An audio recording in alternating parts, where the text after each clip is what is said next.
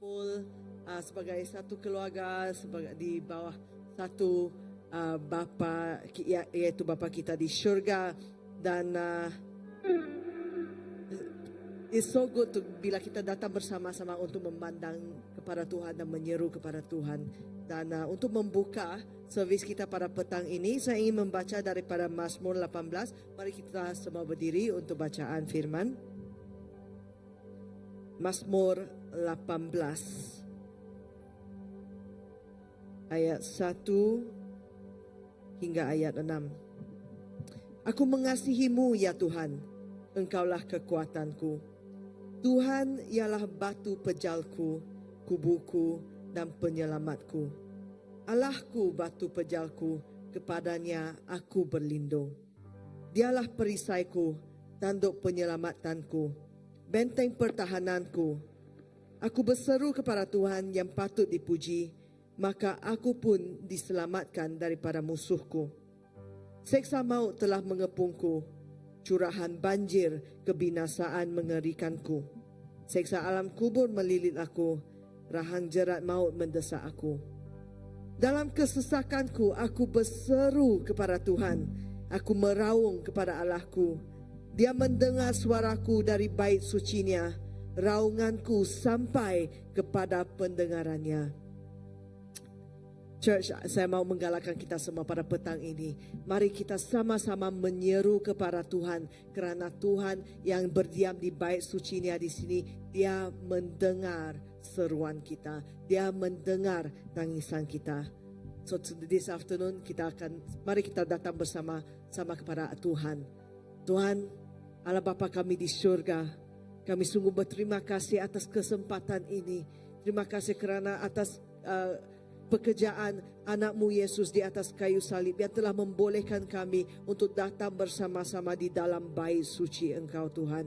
Di mana kami boleh datang ke bait suci Engkau dan menyeru kepada Engkau, Bapa, Allah Bapa kami. Dan kami berterima kasih Tuhan kerana Engkau yang mendengar seruan kami. Nyatakanlah hadirat Engkau, nyatakanlah kuasa Engkau, nyatakanlah kemuliaan Engkau di tempat ini pada petang ini Tuhan. Biarlah semua yang datang menerima pemulihan, biarlah semua yang datang di sini merasakan kelepasan daripada semua kuasa-kuasa kejahatan, kerana mereka telah dilepaskan oleh darah suci Tuhan Yesus. Datang Roh Kudus, penuhilah ruang ini. Terima kasih Yesus, semua kemuliaan kepada Engkau dan Engkau sahaja. Di dalam nama-Mu yang kudus kami berdoa. Semua katakan amin. Mari kita menyembah Tuhan. Selamat petang semua, shalom. Tak ada dengar. Ada orang kan, shalom semua. Biar kita sama-sama memuji Tuhan sebab atas kebaikannya untuk kita selamanya. Biar hari ini kita terus memujinya, menyembahnya. Amen.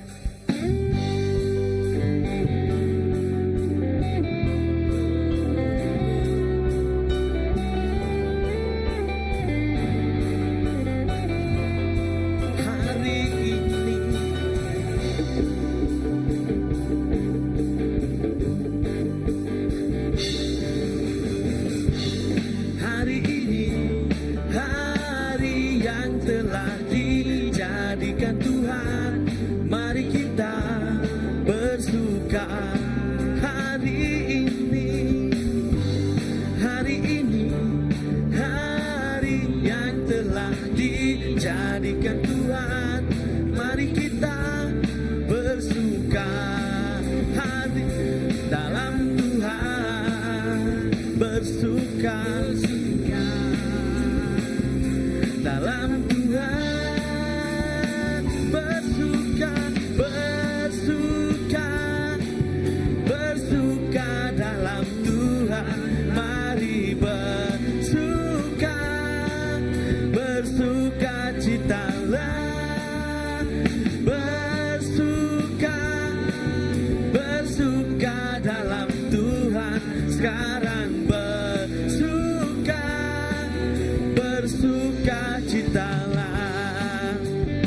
lagi, hari ini. Hari ini, hari yang telah dijadikan Tuhan. Mari kita bersuka. Hari ini, hari ini, hari yang telah dijadikan Tuhan. Mari kita bersuka dalam Tuhan, bersuka dalam Tuhan, bersuka, bersuka dalam Tuhan. Mari bersuka, bersuka citalah, bersuka, suka, bersuka dalam Tuhan. Sekarang bersuka, bersuka citalah, bersuka, bersuka, bersuka dalam Tuhan. Mari bersuka, bersuka citalah, bersuka, bersuka dalam Tuhan. Sekarang bersuka, sekarang bersuka, sekarang bersuka, bersuka citalah. Aku, Roh Kudus tercurah di tempat ini. Urapannya yang ajaib memulihkan umatnya. Roh Kudus tercurah bagi gerejanya, membangkitkan umat pilihannya. Hari ini, hari inilah harinya Tuhan, saat pembebasan tiba. Belenggu dosa telah dibantahkan. Mari bersorak bagi Dia.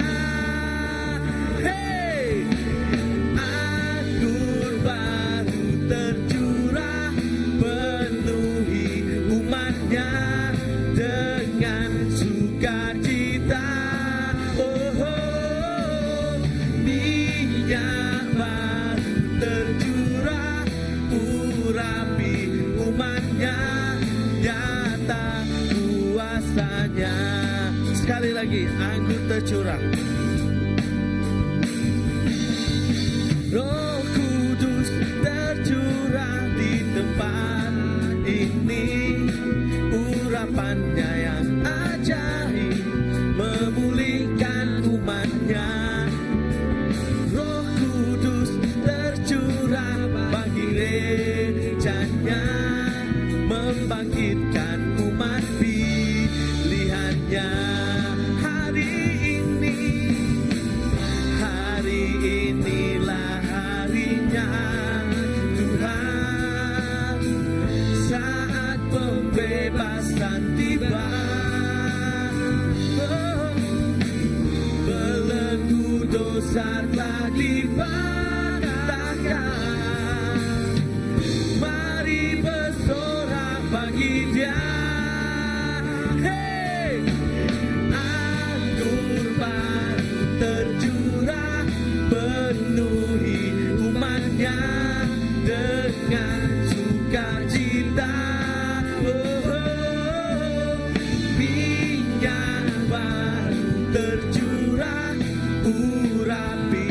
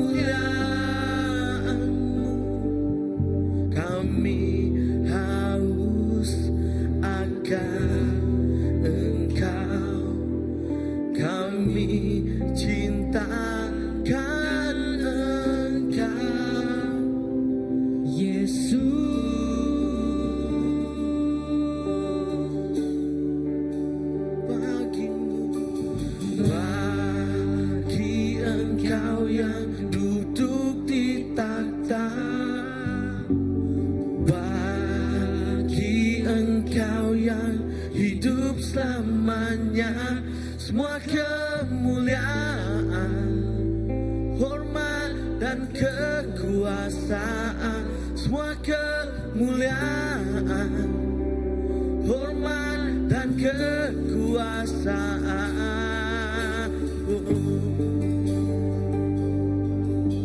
Ingin mengenal, ku ingin mengenalmu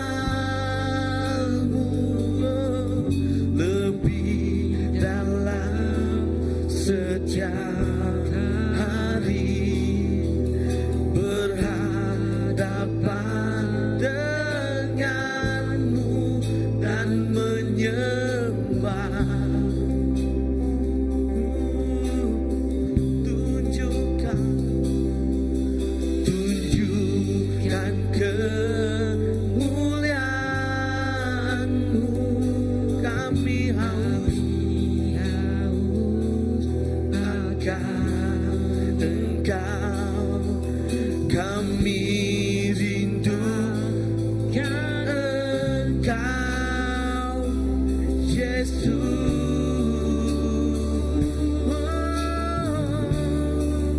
Bagi Engkau yang duduk di tahta, bagi Engkau yang hidup selamanya, semua kemuliaan, hormat dan kekuasaan, semua kemuliaan, hormat dan kekuasaan bagi Engkau, bagi Engkau yang duduk di tahta, bagi Engkau yang hidup selamanya, semua kemuliaan, hormat dan kekuasaan, semua kemuliaan, hormat dan kekuasaan bagi Engkau yang duduk di tahta, bagi Engkau yang hidup selamanya, semua kemuliaan, hormat dan kekuasaan, semua kemuliaan, hormat dan kekuasaan, bagi Engkau yang duduk di tahta, bagi Engkau yang hidup selamanya, semua kemuliaan, hormat dan kekuasaan, semua kemuliaan, hormat dan kekuasaan, semua kemuliaan, hormat dan kekuasaan, semua kemuliaan, hormat dan kekuasaan, semua kemuliaan, hormat dan kekuasaan, semua kemuliaan, hormat dan kekuasaan. Engkau kudus,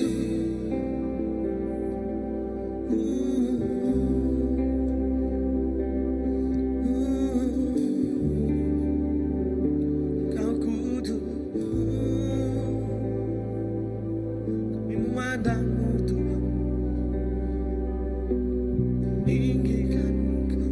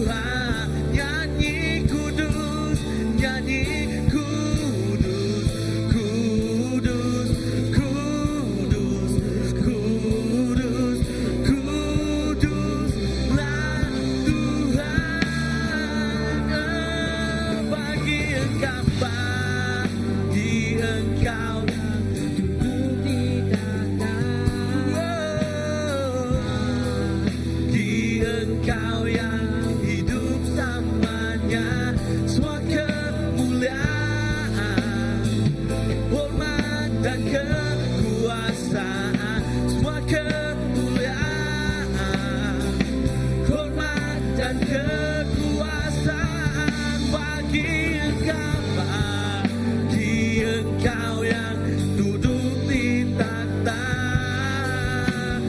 bagi Engkau yang hidup selamanya. Semua kemuliaan, hormat dan kekuasaan, semua kemuliaan, hormat dan kekuasaan, semua kemuliaan, hormat dan kekuasaan, semua kemuliaan, hormat dan kekuasaan untukmu Yesus.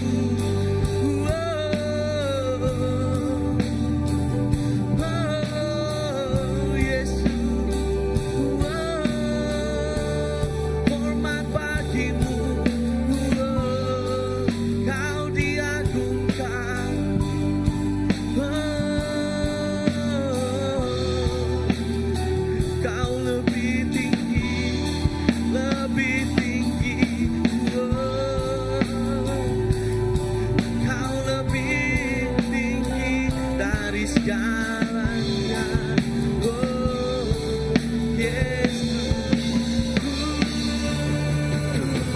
kami menyembahmu, kami menyembahmu, kami meninggikanmu, kami meninggikanmu, oh Yesus, oh Yesus, sebab Kau layak.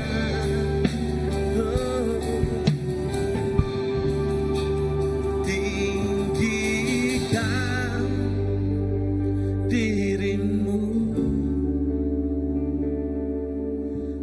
mengatasi langit,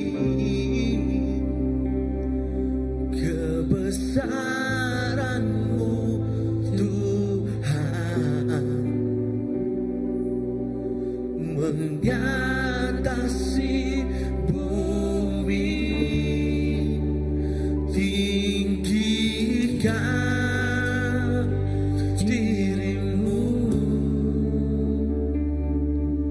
mengatasi langit, kemuliaanmu Tuhan mengatasi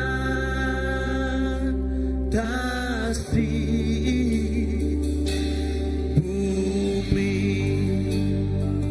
Ku bersyukur padamu, ku bersyukur padamu Tuhan atas kasih-Mu. Ku bermazmur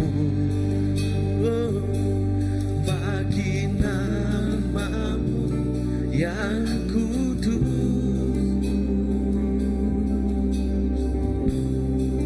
sebab Engkau kebenaranku, padamu ku percaya. Betapa mulianya Tuhanku, ku rindu menyatakan. Tinggikan dirimu, mengatasi langit, kebesaranmu Tuhan ngatasi bumi. Tinggikan dirimu, oh, mengatasi langit, kemuliaanmu Tuhan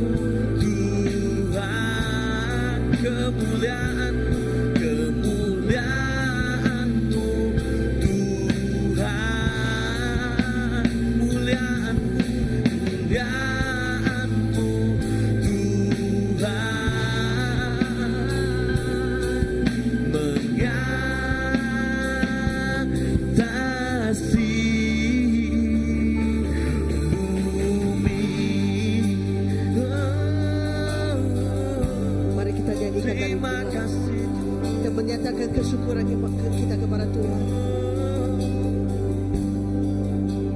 Ku bersyukur padamu Tuhan atas kasih-Mu. Ku bermazmur bagi nama-Mu yang kudus. Sebab Engkau kebenaran kami. Sebab Engkau kebenaranku, padamu ku percaya. Betapa mulianya Tuhanku, ku rindu menyatakan, zikirkan dirimu, mengatasi langit, kebesaran-Mu Tuhan,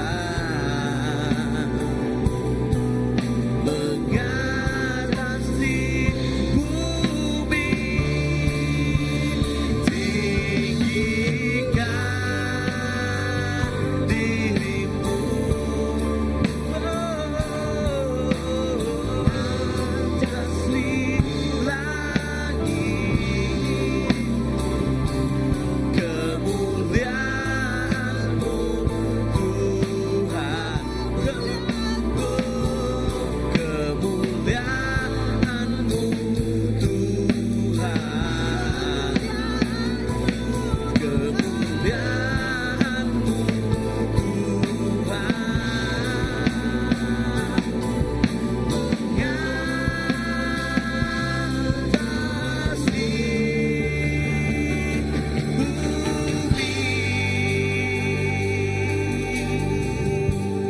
Mari kita dengan cara sendiri kita meninggikan dan memuliakan nama Tuhan. Kita memberikan syukur kepada Tuhan. Kita nyatakan kepada Tuhan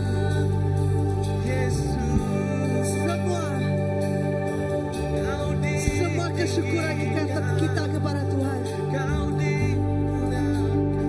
Thank you Jesus for all you've done. Terima kasih Tuhan Yesus atas semua yang Engkau telah lakukan Tuhan.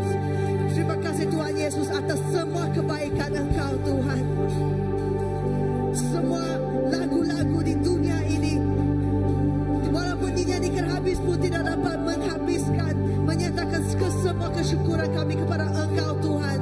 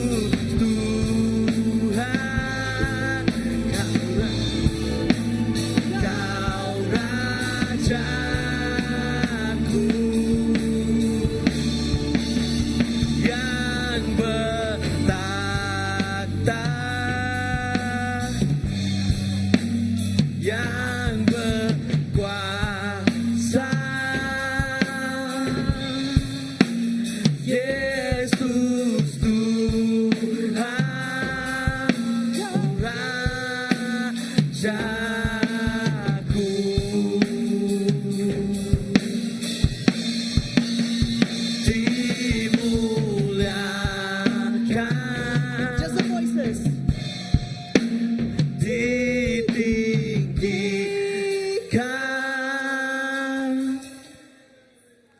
Yesus Tuhan, Semua orang nyanyikan.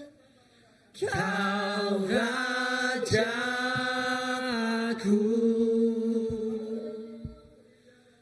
yang bertahta,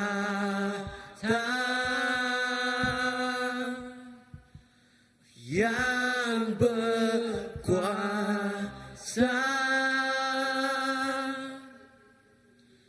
Yesus Tuhan, Kau Rajaku.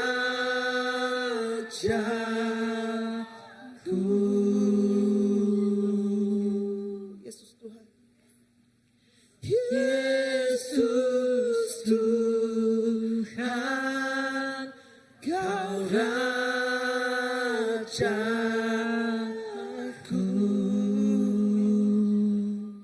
Sekali lagi Yesus Tuhan. Yesus Tuhan, Kau Rajaku.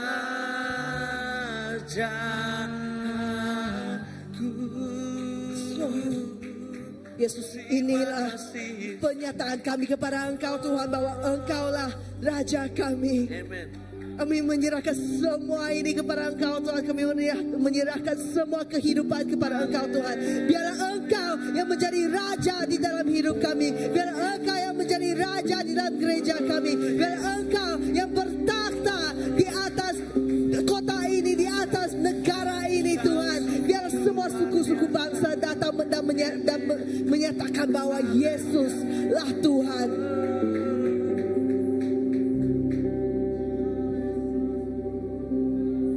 Jesus, Yesus Engkau Tuhan, Yesus Engkau Raja.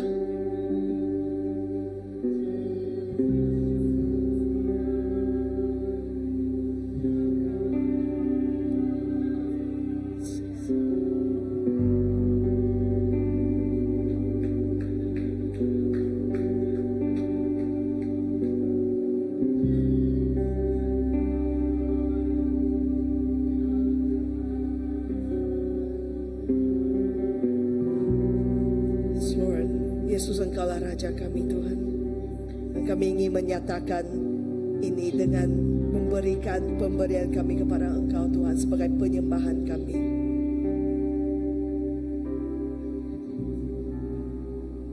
Sebagai tanda penyembahan kami kepada Engkau dan penyerahan kami kepada Engkau Tuhan.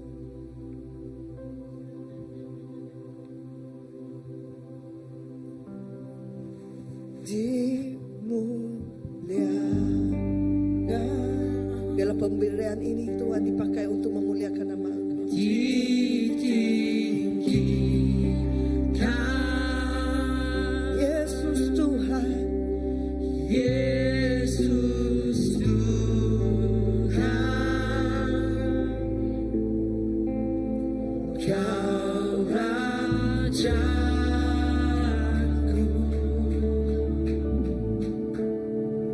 yang bertahta,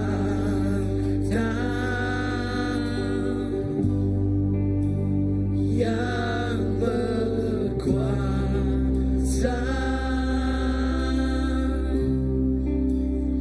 Yesus Tuhan, Kau Rajaku.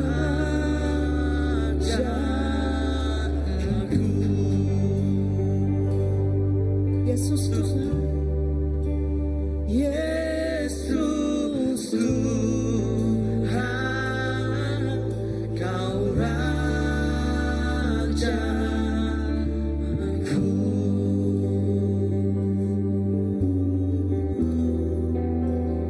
Yesus Tuhan, Kau Rajaku.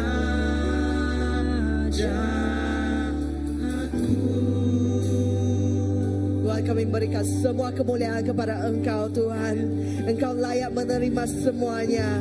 Ini penyembahan kami kepada Engkau, ini persembahan kami kepada Engkau Tuhan. Biarlah semuanya, bukan saja dari uang ringgit kami Tuhan, malah ke semua kehidupan kami dipakai untuk memuliakan nama Engkau. Semua kehidupan kami dipakai untuk menyatakan bahwa Engkau Tuhan Yesus yang benar, untuk menjadi wakil Engkau Tuhan di bumi ini, untuk menyatakan kerajaan Engkau yang sudah datang di bumi seperti di surga.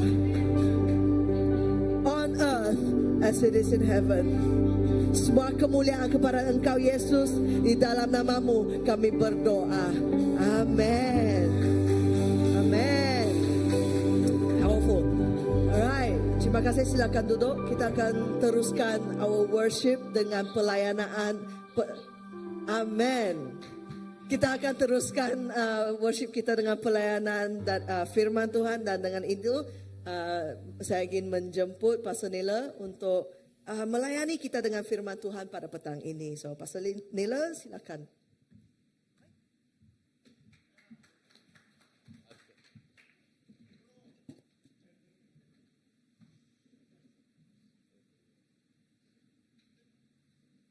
Oke, shalom. Ya, terima kasih kepada saudari dalam Kristus, Sister Bita, atas peranan kita masing-masing di dalam hadirat Tuhan.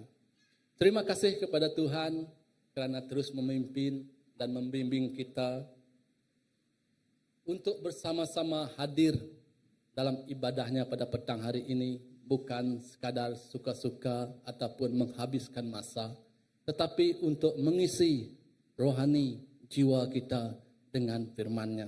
Saya percaya segenap kita yang hadir pada petang hari ini sungguh diberkati, diurapi dengan kata-kata surgawi, kata-kata the word of God kepada kita semua. Mari kita berdoa. Tuhan Bapa kami di surga, terima kasih Tuhan atas kasih karunia-Mu dalam kehidupan segenap kami di sini Bapa. Biarlah Tuhan Engkau memakai aku Tuhan, hamba-Mu ini. Kau menggenapi aku dengan firman-Mu Tuhan. Engkau memberikan aku Tuhan dengan segala ilmu Tuhan, pengetahuan Tuhan yang bukan di dalamku tetapi yang hadir daripada-Mu Bapa. Dan Engkau mengurapi juga Tuhan segenap hamba-Mu yang mendengar firman-Mu Tuhan. Biar firman-Mu itu yang bercahaya, yang membentuk kami dalam kehidupan seharian kami Bapa. Terima kasih Tuhan atas kasih-Mu. Terima kasih Yesus. Dalam nama Tuhan Yesus kami semua telah berdoa. Amin. Oke, mari kita lanjutkan dengan firman Tuhan pada petang hari ini, di mana saya ingin berkongsikan kepada kita seperti yang kita lihat di kaca screen, yaitu gagal tapi dipanggil. Kalau kita lihat kehidupan gagal ini, ia membawa arti maksud di mana kita tidak dapat mencapai sesuatu target, suatu kehendak yang seperti apa yang kita kehendaki. Itulah gagal. Contohnya dalam akademik, kiranya kita tidak mencapai satu markah yang minimum, makanya kita gagal. Mungkin F, fail. Itu dalam kehidupan duniawi kita. Tetapi dalam kehidupan kita orang yang percaya, sebagai hamba yang percaya kepada Tuhan, ia berlainan sedikit. Jika kita lihat nama-nama besar yang kita seperti Rasul Paulus, Peter, malahan ramai lagi nabi-nabi yang besar, Elia, Abraham, semuanya bangkit pada hari ini. Semuanya kita lihat pada hari ini dan kita pelajari pada hari ini adalah bermula dari kegagalan mereka yang pertama. Jadi bukanlah untuk saya membawa kita pada petang hari ini untuk kita terus gagal, tidak. Tetapi untuk kita terus menjadikan kegagalan itu sebagai titik permulaan untuk kita melangkah terus ke hadapan. Seperti yang kita semua tahu, pengasas KFC, kita semua tahu kan pengasas KFC? Dia gagal membuat ramuan dalam anggaran 1009 kali. Tetapi pada yang ke-1010 kalinya itu, barunya hadir ramuan KFC yang kita nikmati pada hari ini. Coba kita lihat, 1000 lebih kali dia gagal. Apakah dia tidak bangkit semula? Sehingga dia mencapai apa yang dia hendaki, yang kita nikmati pada hari ini. Begitu juga Tuhan Allah kita. Di sebalik kegagalan kita, harapan hadir dalam kegagalan segenap kita.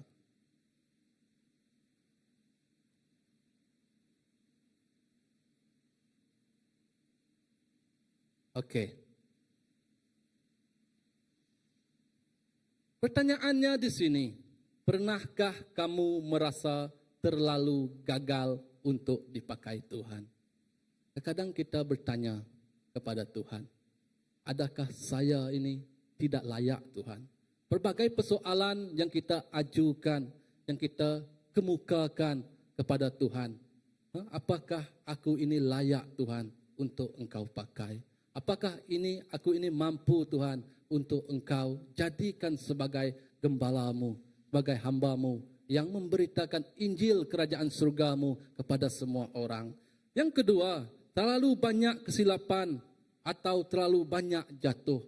Kadang kita rasa selalu gagal, berkali gagal sampai kita tiada bertemu dengan yang kebaikannya, tiada bertemu dengan yang kemenjadiannya. Kita sentiasa merasa gagal dalam kehidupan kita. Kita kecewa, kita pasrah, sehingga kita tidak mampu bangkit lagi. Yang ketiga, Tuhan tidak pernah menyerah terhadap mereka yang berserah. Di sini kita membawa maksud, Tuhan tidak pernah menyerah terhadap mereka yang berserah. Karena kita berserah kepada Tuhan dan Tuhan tidak pernah menyerah. Maksudnya Tuhan sentiasa bersama kita. Tuhan sentiasa beserta dengan kita, memimpin kita, membawa kita kepada jalan yang sebetulnya, jalan yang sebaiknya, yaitu sekiranya kita tidak menyerah. Biarlah kita berserah, tetapi jangan menyerah. Paham maksud dia? Kalau kita berserah, kita ada harapan. Kalau kita menyerah, maksudnya kita kalah.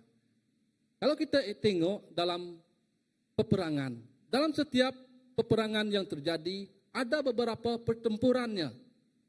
Beberapa pertempuran. Mungkin kadang-kadang kita kalah dalam siri pertempuran yang tertentu, tetapi hakikatnya itu tidak menjatuhkan kita untuk menang dalam sesuatu peperangan. Paham maksudnya? Dalam peperangan, dia ada beberapa pertempuran, di mana adanya skuad ini kalah, tapi skuad yang ini menang. Yang di skuad utara menang. Itu pertempuran di tempat-tempat yang tertentu. Tetapi itulah peperangannya. Mungkin kita ada kalah di certain pertempuran, tetapi itu tidak bermaksud kita kalah dalam peperangan. Marilah kita lihat bagaimana Tuhan tetap memanggil mereka yang gagal menjadi berkat untuk semua bangsa, bahkan untuk kita pada hari ini. Ya, yang pertama kita lihat kepada Peter, yaitu gagal saat ujian. Apakah ujian yang Petrus hadapi? Kita lihat dalam Lukas 22, 54 hingga 62. Oke, saya baca untuk kita. Kalau di sini ialah Petrus menyangkal Yesus 3 kali. Setelah menangkap Yesus, mereka membawa dia ke rumah iman besar. Petrus pun mengikut dari jauh. Mereka memasang api unggun di tengah-tengah halaman rumah, lalu duduk di sekeliling. Petrus juga duduk antara mereka. Apabila seorang hamba perempuan melihat Petrus duduk berdekatan dengan unggun api, dia memandang kepadanya dan berkata, orang ini juga bersama dia. Tetapi Petrus menyangkal, katanya, perempuan, aku tidak mengenal dia. Sejurus selepas itu seorang lain pula melihat Petrus lalu berkata, ya, engkau seorang daripada mereka itu. Tetapi Petrus menjawab, bukan, aku bukan. Kira-kira sejam kemudian seorang lain pula berkeras mengatakan, tentulah orang ini juga bersama dia kerana dia juga orang Galilea. Tetapi Petrus berkata, aku tidak memahami apa yang kau katakan. Pada ketika itu juga sedang Petrus berkata-kata, ayam berkokok. Tuhan berpaling dan memandang kepada Petrus. Lalu Petrus pun teringat akan apa yang dikatakan Tuhan kepadanya, bahawa sebelum ayam berkokok pada hari ini, engkau akan menyangkal aku sebanyak 3 kali. Petrus pun keluar lalu menangis dengan amat kesal sekali. Ini adalah kisah Petrus. Apa yang ujian yang Petrus hadapi ialah ia menyangkal Yesus 3 kali. Ia mengikut dari jauh. Ia menyangkal 3 kali sehingga ayam berkokok. Dan Tuhan Yesus melihat ke arahnya. Ia sedar akan apa yang telah ia nyatakan, katakan pada saat itu. Tetapi semua ini adalah nubuat sebelum menyangkal Yesus dalam Lukas 22. Di mana sebelum ini terjadi, dia menyangkal Yesus, Petrus berkata, bila Yesus bertanya kepadanya, Petrus berkata, Tuhan, aku bersedia masuk penjara dan mati bersama-sama dengan engkau. Itu kata Petrus sebelum Yesus ditangkap. Pada malam sebelum Yesus ditangkap, Petrus mengatakan seperti itu kepada Yesus. Ialah dia bersedia masuk penjara dan mati bersama-sama dengan Yesus. Itu kekuatan pribadi Petrus menyatakan bahawa ia sanggup mati bersama dengan Tuhan. Tetapi apa yang Yesus katakan adalah, aku berkata kepadamu Petrus, hari ini ayam tidak akan berkokok sebelum engkau 3 kali menyangkal bahawa engkau mengenal aku. Maksudnya sebelum ayam berkokok, ia telah 3 kali menyangkal bahawa ia tidak mengenal Yesus. Atas kekuatan pribadinya, kekuatan fizikalnya, ia merasakan ia mampu. Tetapi Tuhan Yesus mengerti dan tahu apa yang terpendam, apa yang kemampuan yang Petrus ada, yang Petrus dapat. Tapi Tuhan, dia mengatakan dia sanggup mati bersama Tuhan. Itu kata-kata Petrus kepada Tuhan. Di mana dengan bila Tuhan Yesus telah menoleh ke arahnya, dia menangis teresak-esak, menangis dengan begitu, orang kata dui-dui, kata Iban. Ia menangis dengan penuh penyesalan sekali. Yang ini adalah membawa kepada konsep di mana Petrus begitu menyesali apa yang telah ia perbuat, apa kesalahan yang telah ia lakukan. Kenapa saat ujian begini dia tidak mampu menyatakan bahawa seperti yang dia katakan, ia sanggup mati bersama dengan Tuhan Yesus. Ia sungguh menyesal. Penyesalan itu adalah yang menyebabkan dia menangis sepuas-puas hatinya. Kerana penyesalan itu, ia merasa serba salah. Seolah-olah dia yang menyebabkan kematian Tuhan Yesus itu. Itulah penyesalan bagi Rasul Petrus.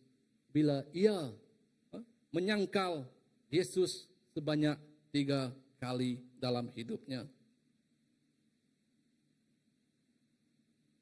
Tapi apa yang kita lihat di sini, apa yang Tuhan lakukan kepada Petrus, yaitu Tuhan melakukan pemulihan kepada Rasul Petrus. Di mana dalam Yohanes 21:15 hingga 19, kita baca sendiri, tak apa saya teruskan dengannya, boleh rujuk sendiri. 3 kali Yesus bertanya kepada Petrus, yaitu ini saat Yesus telah dibangkitkan dari mati. Simon, anak Yohanes, apakah engkau mengasihi aku? Petrus jawab, benar Tuhan, engkau tahu bahwa aku mengasihi engkau. Kata Yesus kepadanya, gembalakanlah domba-dombaku. 3 kali Yesus mengulang benda yang sama, bertanya kepada Petrus. Dan 3 kali juga Yesus berkata kepada Petrus, gembalakanlah domba dombaku. Ini bermaksud Tuhan melakukan pemulihan kepada Petrus. Saatnya Petrus rasa dia bersendirian, rasa dia tidak mampu, Tuhan masih mengguna ataupun memakai Petrus untuk dipulihkan dan menggembalakan domba-domba Yesus di dunia ini. Tetapi bila kita lihat, bila Petrus ianya betul-betul menyerahkan hidupnya kepada Tuhan, betul-betul menyerahkan hatinya kepada Tuhan, maka kita lihat Petrus dipakai oleh Tuhan dengan luar biasa. Di mana Petrus melakukan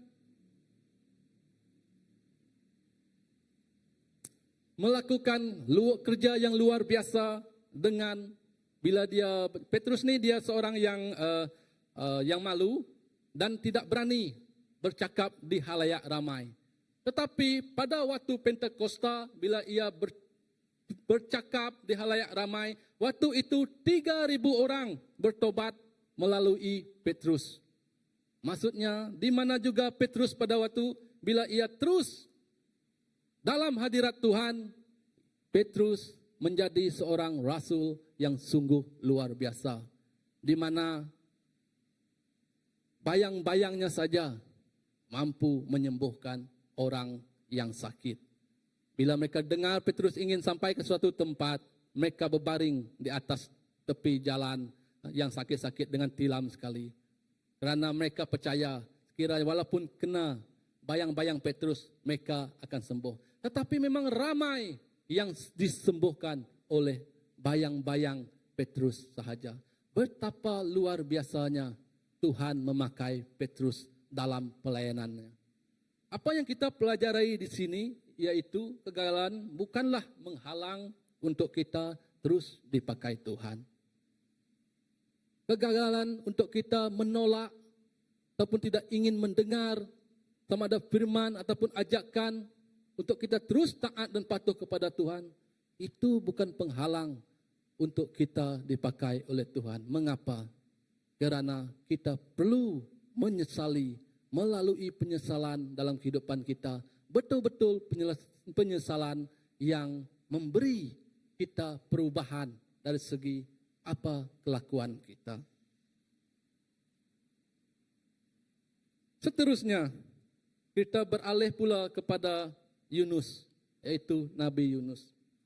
Yunus adalah gagal taat. Apa yang Yunus lakukan di sini, yaitu Tuhan ingin memanggil dia untuk ke Nawiwi.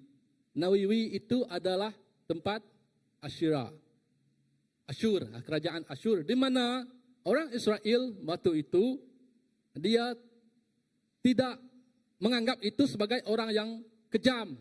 Malahan dia katakan itu musuh, tempat musuh dia. Adakah kita sanggup sekiranya Tuhan menghantar kita ke tempat musuh kita, tempat yang kita tidak kehendaki, tempat yang kita tidak suka, Tuhan menghantar kita ke sana. Itulah yang dilakukan oleh Nabi Yunus. Dia tidak hendak pergi ke tempat yang diberitahu Tuhan. Dengan itu dia melarikan diri, berlayar ke arah yang bertentangan, yaitu berlayar ke Tarsis. Tuhan bila dia berlayar ke Tarsis, itu Tuhan mengirimkan badai. Badai di mana ombak menghempas mereka punya kapal. Tetapi apa yang Yunus lakukan, dia tidur di dalam kapal dengan rileks. Yang di atas itu semua, mereka habis semua barang-barang yang mereka bawa, mereka buang. Bila datang dia turun ke bawah, yang kapten kapal itu, dia datang, kenapa engkau tidur baring saja di sini? Apakah engkau tidak tahu kita ini ingin mati kerana ombak gelora, badai yang menghempas kapal kita? Tapi apa yang Yunus katakan? Ia kata, Tuhan yang mengirimkan badai dan dia memberitahu, campaklah aku ke laut. Orang yang itu mencampak Yunus ke laut dan badai pun reda. Mereka yang mencampakkan itu memohon maaf kepada Tuhan. Apakah yang semua ini terjadi? Apa yang terjadi kepada Yunus bila dia dicampak ke sungai? Dia ditelan oleh ikan besar, ataupun boleh kita katakan orang saling menggambarkan dengan ikan paus. Yunus ditelan oleh ikan paus. Bayangkan sekiranya kita ditelan oleh ikan paus 3 hari 3 malam. Yunus ditelan oleh ikan paus 3 hari 3 malam. Dia gunakan waktu itu untuk dia berdoa kepada Tuhan. Tanpa putus-putus, ia menyesali perbuatannya karena ingin lari. Bukan ingin, memang telah lari dari kehendak Tuhan. Lari dari apa yang Tuhan mahukan dalam kehidupannya. Apa yang terjadi? Yunus dimuntahkan oleh ikan itu ke tanah yang kering.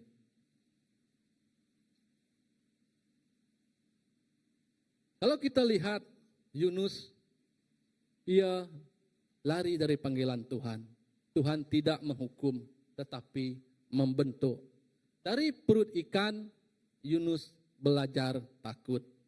Apa yang kita pelajari di sini, Tuhan kejar kita untuk memulihkan kita, bukan untuk menghukum.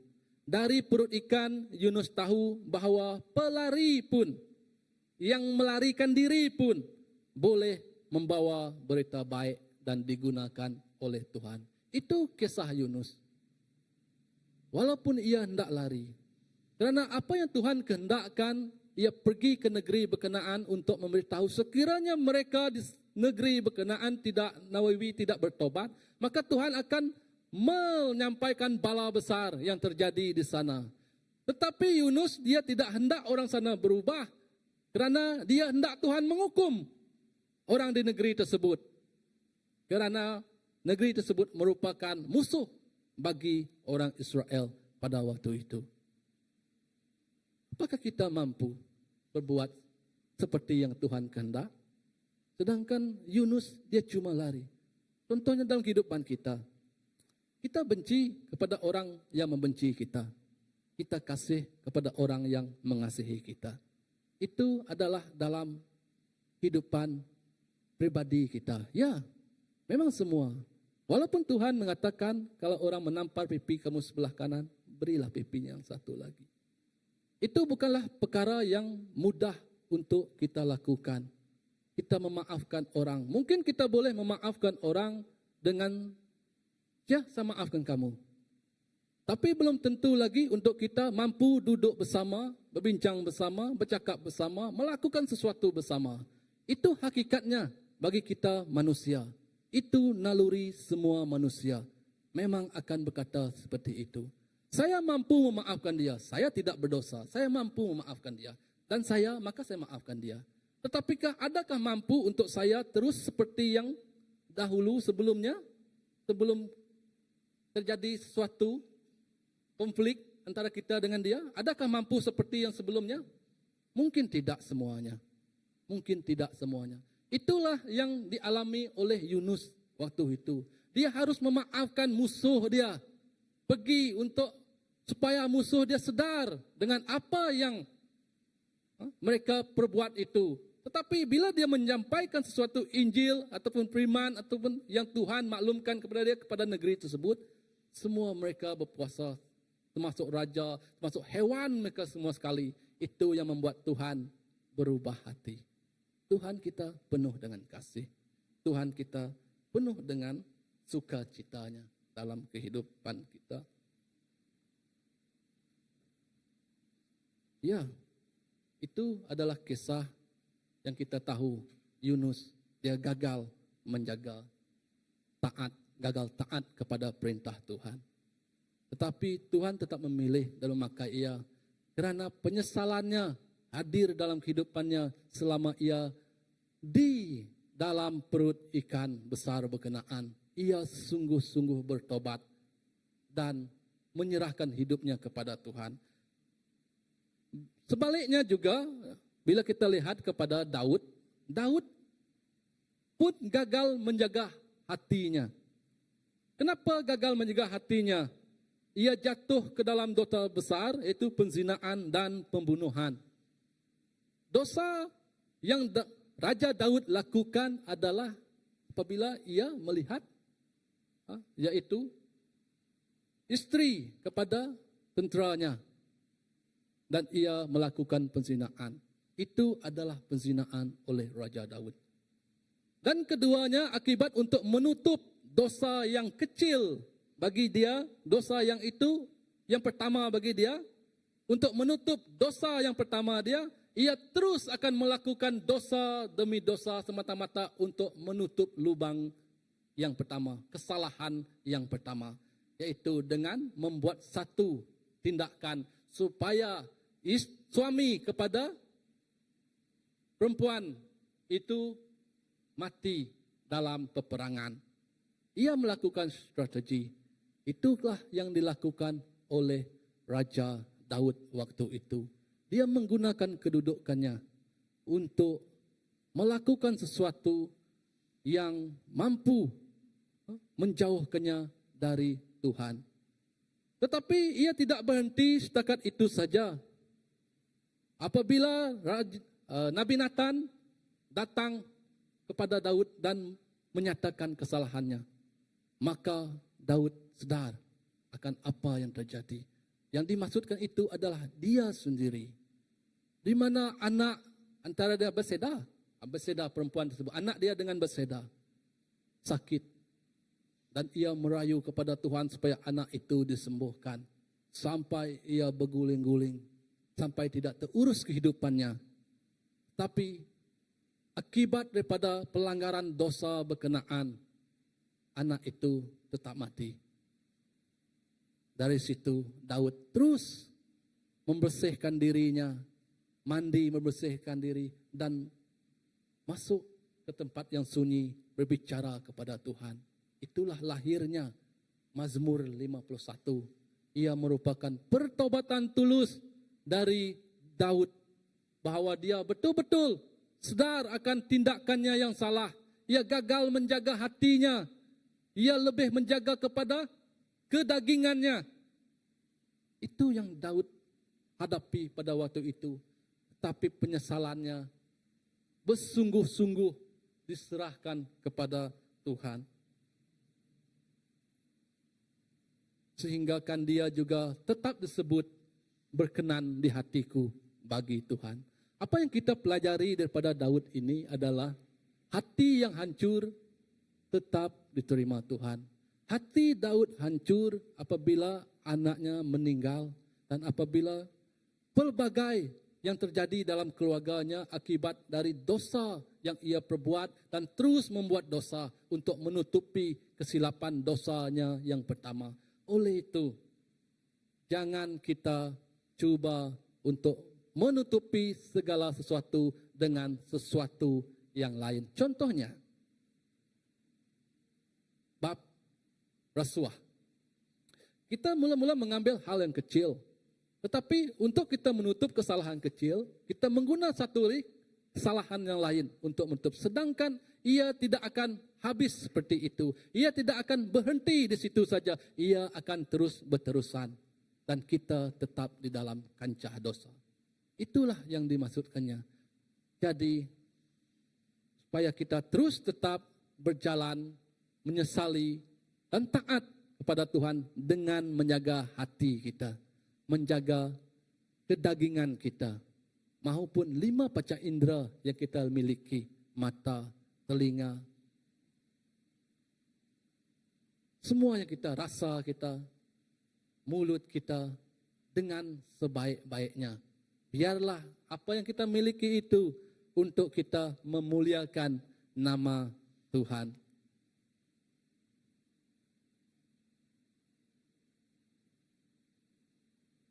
Ya, ini juga adalah yang ketiga, yang keempat. Ya, ini yang keempat adalah Musa.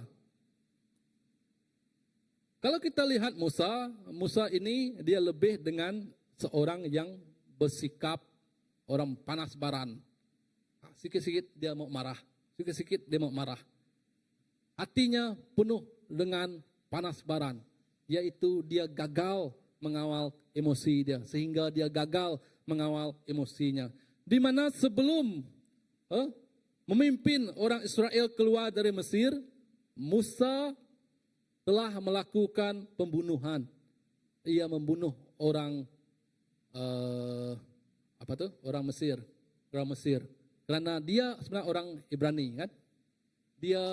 Karena orang Mesir berkenaan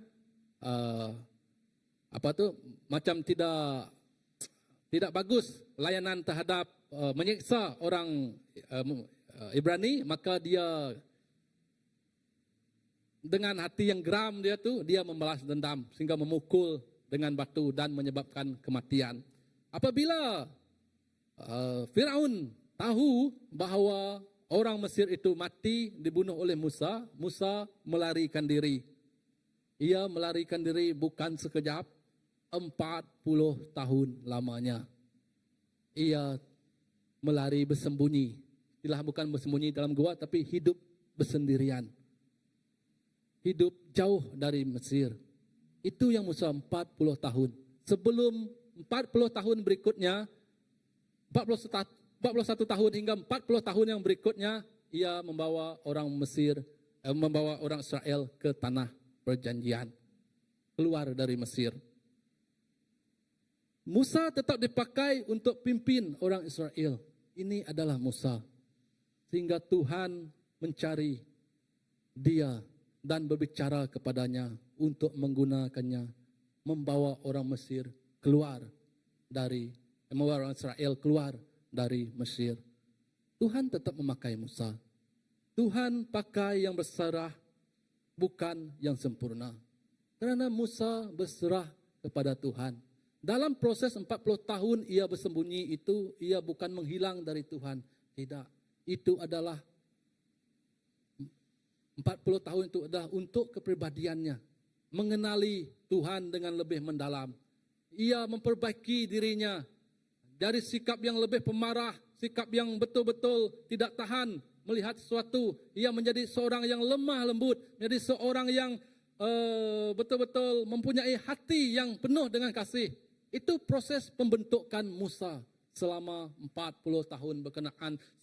Karena Tuhan tahu, sebelum ia dipakai untuk 40 tahun berikutnya, 40 tahun pertama ia perlu dibentuk untuk menjadi seorang yang mampu memimpin orang Israel keluar dari Mesir. Itulah tujuan Musa dibentuk oleh Tuhan. Dan Musa menyerahkan segala hidupnya kepada Tuhan. Mengapa? Mula-mula dia berkata, Tuhan, siapalah aku? Aku tidak pandai bercakap dalam bahasa orang Ibrani. Dia tidak pandai bercakap. Malah tapi Tuhan kata Harun ada. Maksudnya, walau Tuhan ingin memakai kita dengan macam mana sekalipun, dengan luar biasa, tentu Tuhan akan menghantar seseorang untuk sesuatu juga untuk membantu kita. Karena Tuhan tak akan membiarkan kita sendirian dalam menempuh, dalam memberitakan, dalam menyampaikan Injil kerajaannya kepada semua orang. Ini adalah tentang Musa, di mana Musa gagal dan bangkit menjadi seorang nabi yang membawa kepada apa yang kita pelajari sampai hari ini. Musa luar biasa karena daripada penyerahan total kehidupannya kepada Tuhan. Seterusnya, Nabi Elia. Nabi Elia, ia gagal menjaga harapan. Apa yang terjadi adalah Nabi Elia ini, ia adalah berlawan dengan Baal. Ia mencapai kemenangan setelah membunuh nabi-nabi palsu pada waktu berkenaan. Di mana bila kemenangan itu ia kecapi dan sampailah kepada Ratu Jezebel. Dan beliau menerima ancaman daripada Ratu berkenaan. Di 1 Raja-Raja 19:24. Di saat ini, Nabi Elia, ia lari. Karena ia takut apabila Ratu suruh mencari dia untuk dibunuh. Nabi Elia lari. Tetapi apa yang terjadi di sini sehingga kan Nabi Elia dia mengatakan kepada Tuhan kerana terlampau tekanan, terlampau kuat dalam hidupnya, dalam hatinya dengan runsing sampai tak mampu, sampaikan ia meminta Tuhan untuk mengambil nyawanya. Ia meminta Tuhan mengambil nyawanya supaya biarlah semuanya berakhir. Tetapi apa respon Tuhan terhadap apa yang Nabi Elia ini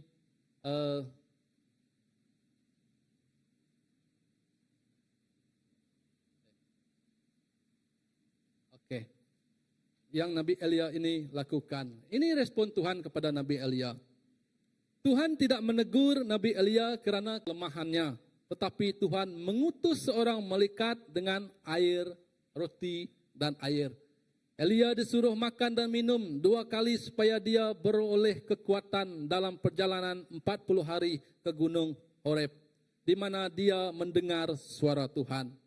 Tuhan tidak murka, tetapi Tuhan memberinya makanan, air, dan dengan cara yang lemah lembut sehingga Elia masih bisa terbiasa dan hingga akhir. Jadi semua cerita ini menunjukkan bahawa ia digunakan semula oleh Tuhan. Betapa Tuhan masih mengguna Nabi Elia untuk terus berkongsi, mencapai dan memberitakan sesuatu yang baik kepada semua orang. Apakah dalam kehidupan kita ada seperti Nabi Elia? Hanya gara-gara seorang raja, ratu, perempuan, seorang ia boleh lari, sedangkan ia boleh mengalahkan dan membunuh 300 lebih, yaitu nabi palsu. Gara-gara seorang ratu ia ketakutan. Apakah dalam kehidupan kita gah melakukan pelbagai pelayanan, tetapi kerana seseorang kita patah ke belakang, kita lari, kita tidak mampu menghadapi ke depan, sedangkan berapa lama dah kita dalam sesuatu pelayanan, sehingga sampai satu waktu bila kita rasa tersentap dengan sesuatu, kita terus patah ke belakang dengan jauh sampai kita jauh dari itu. Itu bukan caranya dan itu bukan penghujungnya. Dan itu juga bukan kehendaknya untuk kita terus melangkah jauh bersama dengan Tuhan. Kerana apa yang kita lakukan itu bila kita bersandarkannya dan meletakkannya kepada Tuhan, tiada yang mustahil untuk kita lakukan. Tiada yang mustahil untuk kita bercipta bersama dengan Tuhan. Tuhan bekerja melalui kita untuk mencapai sesuatu yang indah dalam kehidupan kita dan orang yang percaya.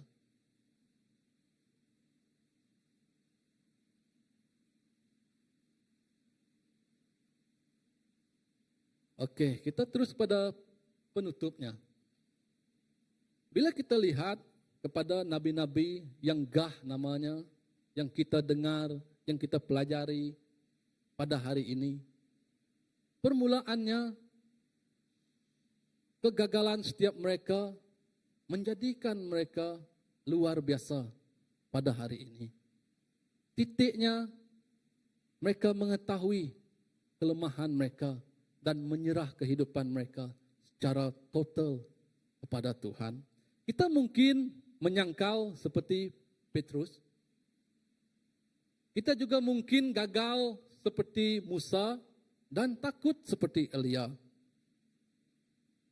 Melarikan diri seperti Yunus atau jatuh seperti Daud. Tetapi Tuhan tidak berhenti memanggil kita. Dia melihat bukan masa lalu kita, tetapi potensi kasih dan ketaatan di masa depan. Sebab kasih karunia Tuhan lebih besar daripada kegagalan kita.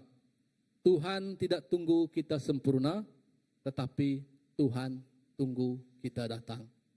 Tuhan tidak melihat masa silam kita. Tuhan tidak melihat siapa kita. Tuhan tidak melihat kegagalan kita, tetapi Tuhan melihat hati yang kecil dalam kehidupan kita. Hati yang memainkan peranan untuk membentuk siapa diri kita. Dalam badan kita jasmani ini, kalau kita pikirkan sejenak, jantung kita, merupakannya satu elemen terpenting dalam tubuh kita, di mana tidak pernah berehat. Siapa percaya? Kalau jantung berehat, apa yang jadi? Kobos kan? Betul. Satu-satunya yang ada dalam anggota tubuh kita, yaitu jantung yang tidak pernah berehat. Mata boleh berehat bila ia dipejamkan. Tangan, bila kita baring, ia berehat semua. Tetapi jantung satu-satunya yang tidak berehat. Kerana bila ia berhenti, disitulah pengakhirannya. Begitu dengan kehidupan kita. Tiada yang mustahil untuk kita kecapi, untuk kita capai, untuk kita gapai. Kerana kasih karunia Tuhan itu yang mendahului kita. Kasih karuniaan itu yang memampukan kita untuk menjadi lebih kuat, lebih gagah dan perkasa. Bukan kekuatan kita, bukan kehendak kita, dan bukan keinginan kita. Kegagalan bukanlah penghalang untuk menggunakan kita dengan cara yang sangat istimewa. Kadang-kadang kita lari dari panggilan kerana takut ataupun tidak pasti. Tetapi Tuhan masih mencari kita. Bukan untuk menghukum kita, tetapi untuk memulihkan kita. Kegagalan moral bukanlah penamat, dan patah dan berserah lebih diredai Tuhan.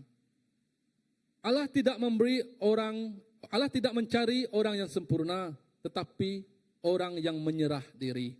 Kuasanya begitu mendalam, mendahului kelemahan kita. Tuhan mencari kita yang menyerahkan kehidupan kita sepenuhnya. Kerana lewat kelemahan kita, melalui kelemahan kita, melalui kekurangan kita, kuasa Tuhan dimuliakan. Kuasa Tuhan ditinggikan. Kuasa Tuhan yang ditunjukkan lewat kelemahan kita. Bukan diri kita, bukan manusia kita, tapi Tuhan kita yang sungguh besar dan perkasa.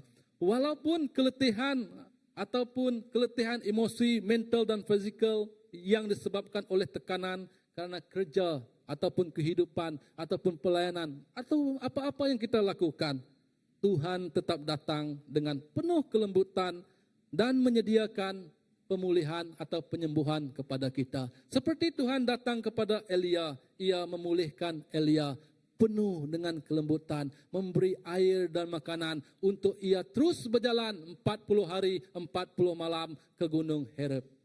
Itu yang Tuhan lakukan. Tuhan tidak terus mencabut nyawanya, Tuhan tidak terus menghukumnya. Apa kamu tidak? Ya, kamu tak apa, kamu pergilah. Tuhan tidak kata seperti itu, tapi Tuhan menghantar malaikat di saat tidur dalam mimpinya, membelai, memberitahu dengan kasih untuk supaya ia terus kuat dan gagah sampai untuk ke Gunung Horeb, bertemu dengan Tuhan, berbicara dengan Tuhan. Itu yang Tuhan lakukan kepada Nabi Elia. Pengakhirannya, Roma 8:28. Dan kita tahu bahawa dalam semua hal Allah bekerja untuk kebaikan orang yang mengasihinya, yang telah dipanggil menurut rancangannya. Tuhan tidak menunggu kita menjadi sempurna. Dia sedang menunggu kita datang. Bukalah hati kita untuk dia masuk kerana gagal tapi dipanggil oleh Tuhan. Itulah kehidupan kita kepada Tuhan. Biarlah kita membawa hati kehidupan kita sepenuhnya kepada Tuhan. Saya memanggil untuk puji sembah, tim. Worship tim. Kita tahu bahawa dalam semua hal Allah bekerja untuk kebaikan orang yang mengasihinya. Tuhan bekerja dalam segenap apa yang kita perbuat, dalam apa yang kita lakukan, kerana Tuhan tahu kita mengasihinya, kita berada di pihaknya. Tuhan tahu bahawa kita mempunyai hati yang untuk memberitakan Injil tentangnya. Tuhan tahu segala suka dan duka kehidupan kita.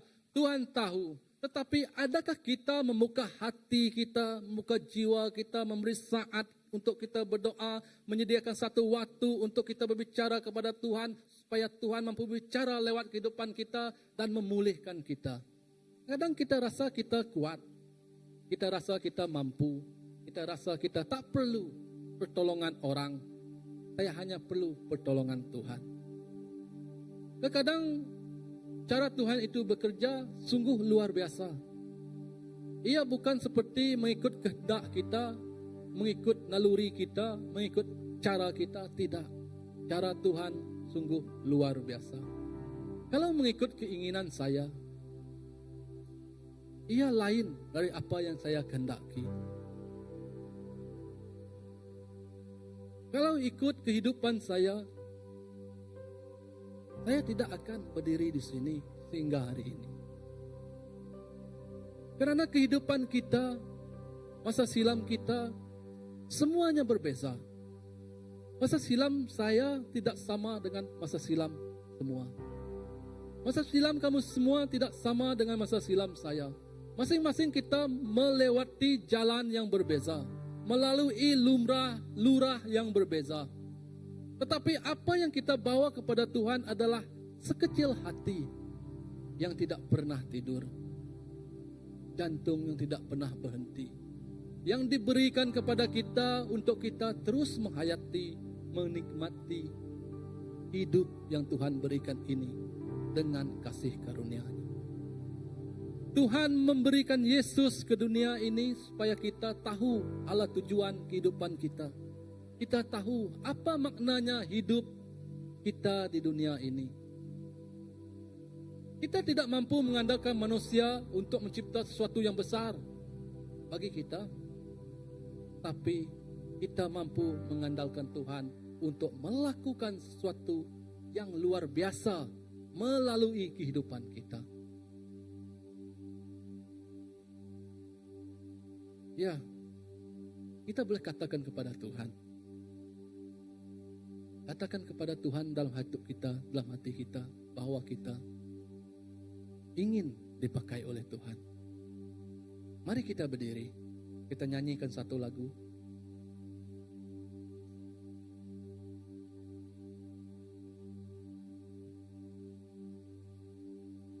Biarlah kita menjadikan kegagalan itu bukan penghujungnya kehidupan kita. Bukan penghujungnya pelayanan kita. Tetapi kita menjadikan kegagalan kita itu sebagai satu titik permulaan untuk kita terus melangkah kukuh bersama dengan Tuhan, bersama dengan Bapa. Karena dalam pimpinan Tuhan, kita tidak sendirian, kita tidak lemah, tetapi kita akan kuat. Satu cerita yang ingin saya kongsikan di sini. Kita ingin menanam sebuah pokok bunga. Satu kita letakkan di dalam rumah, di dalam pasu. Dan satu kita letakkan di luar rumah, di tanah yang lapang. Dua-dua sama size, dua-dua jenis yang sama. Dua-duanya tiada perbezaan. Tetapi yang membezakannya tempat kita menanamnya. Satu di rumah dalam pasu dan satu di tempat yang lapang. Yang di dalam rumah berkenaan kita jaga dengan rapi, kita siram tiap hari. Kita bagi apa yang dia perlu. Kita bersihkan segala debu yang ada di dalamnya. Satu debu pun tidak melekat ke dalam pokok berkenaan. Yang satu lagi ia dibiarkan di tanah lapang, hujan panas menimpanya. Hujan panas yang memberikannya semua nutrisinya. Bila kita pikirkan, bunga manakah persoalannya? Bunga manakah yang lebih besar, yang lebih membesar dengan cepat? Yang dalam rumah ataupun yang di tempat lapang? Tentunya di luar rumah. Mengapa? Dalam kehidupan kita, kita hendak blessed, rasa selamat. Oh, kita di dalam rumah, supaya kita rasa tiada percobaan, tiada, kita tak hendak segala benda yang menjatuhkan kita, yang melambatkan kita, yang memutih, yang seperti debu, yang mau mengotorkan kita tak hendak. Tetapi kenapa pokok yang di luar rumah itu, ia berhujan, ia berpanas, ia berdebu, angin kencang yang meniupnya, ia lebih besar bertumbuh daripada pokok bunga yang kita tanam di dalam rumah. Karena setiap percobaan yang ia hadapi, ia terus bertumbuh dengan besar dan kuat, karena akarnya akan terus dalam mencari sumber kehidupan baginya. Dan matahari yang menyinar itu memberikan makanan bagi daun-daunnya untuk terus lebat, untuk dahannya bertumbuh besar dan berbuah, mengeluarkan bunganya. Begitu juga dalam kehidupan kita. Dalam kita menempuh segala badai kehidupan kita, kita rasa kita gagal, kita rasa kita tidak mampu, kita rasa kita digoncang dalam kehidupan kita. Tetapi itu ialah proses. Proses untuk membentuk kita menjadi kuat, menjadi bertumbuh, dan menjadi besar. Karena kita tidak akan kuat kalau kita tidak menikmati segala yang kita lalui itu dengan dalam hadirat Tuhan. Ya. Harapanku di dalam-Mu, hanya Kau Yesus kuatku. Ku percaya, ku aman dalam-Mu,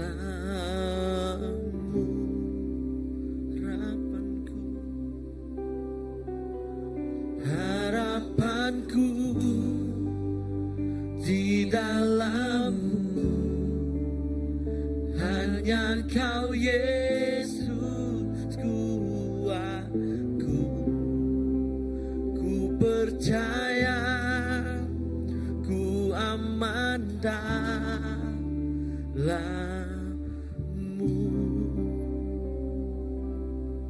Kasih-Mu, kasih-Mu, karya-Mu nyata dalamku. Pegang, Kau pegang hidupku dalam tangan-Mu. Darah-Mu, salib-Mu tebus hidupku. Nama-Mu berkuasa, sanggup bangkitkan.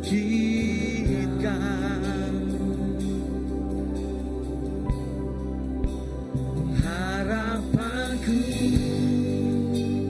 di dalam-Mu, hanya Kau Yesus kuatku. Ku percaya, ku aman dalam-Mu.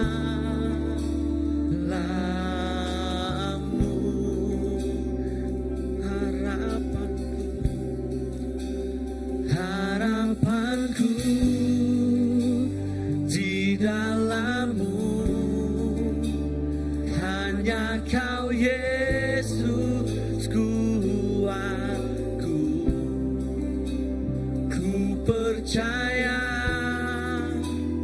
ku aman dalam-Mu.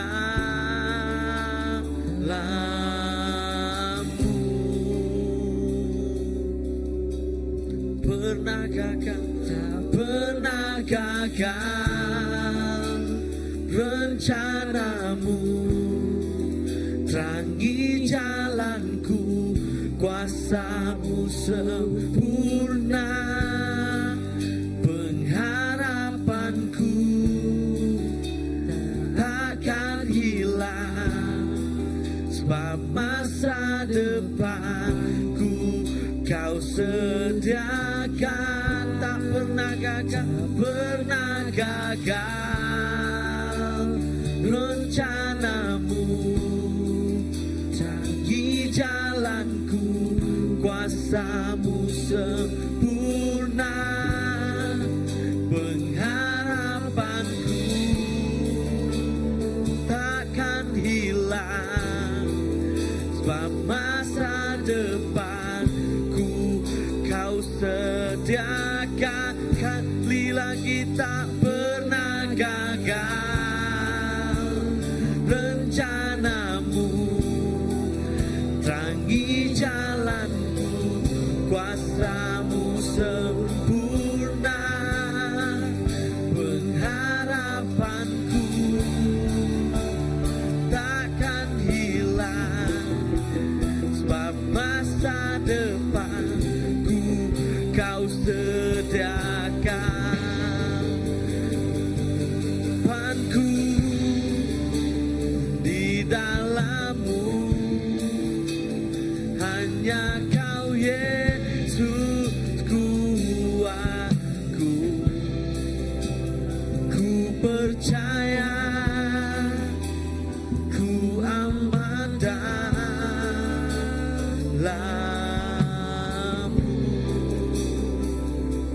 Amin, amin Tuhan. Percaya, ku aman dalam-Mu.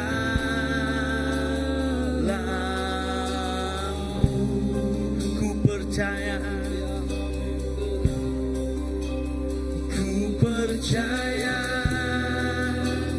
ku aman dalam-Mu.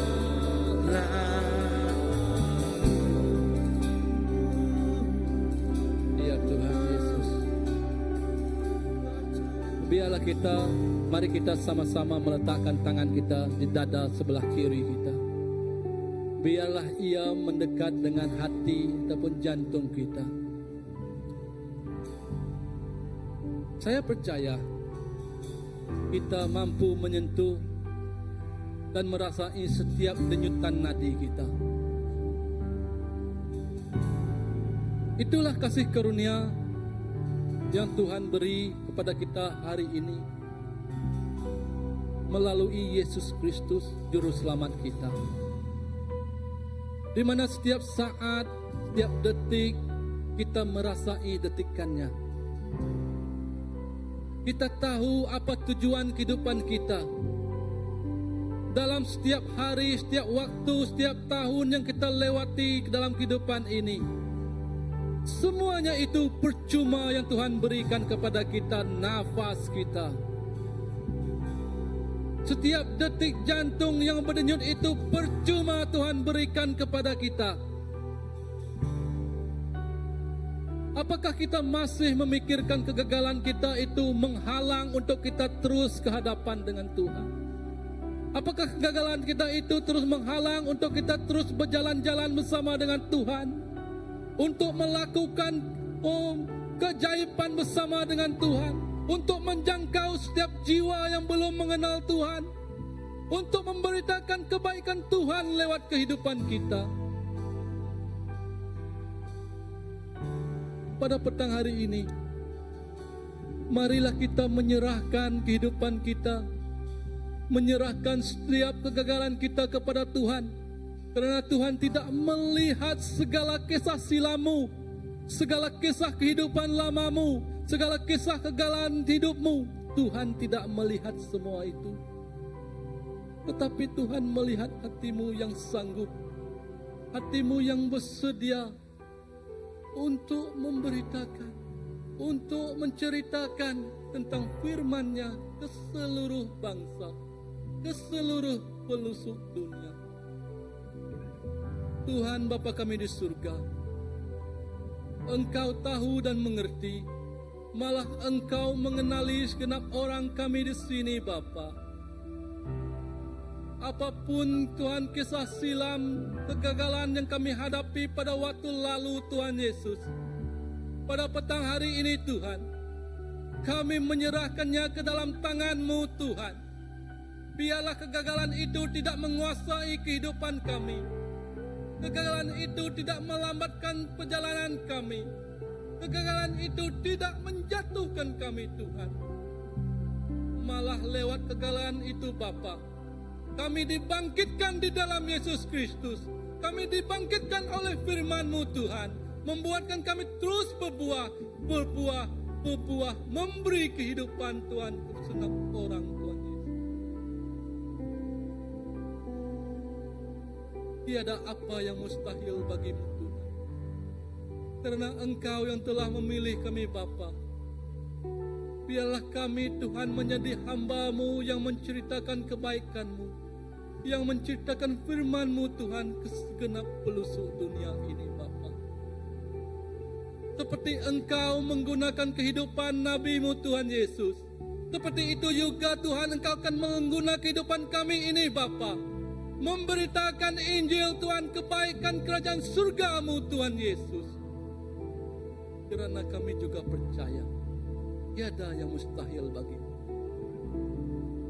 Bentuklah kami Bapa, urapilah kami.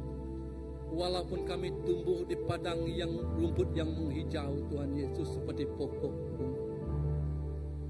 Lewat badai dalam kehidupan kami Bapa, tetapi kami percaya akar kami terus tertanam dalam. Matahari-Mu terus memberi kehidupan yang menyegarkan kami semula Tuhan, untuk bangkit dari kegagalan masa silam kami Tuhan Yesus. Terima kasih Tuhan untuk hari ini. Terima kasih Tuhan untuk firman-Mu. Supaya firman-Mu terus membentuk dan mengajar kami menjadi orang Kristen setia yang sejati. Terima kasih Tuhan Yesus. Di dalam nama anak-Mu Tuhan, Yesus Kristus Juru Selamat kami telah berdoa. Yang percaya katakan, amin. Ya, Tuhan memberkati semua.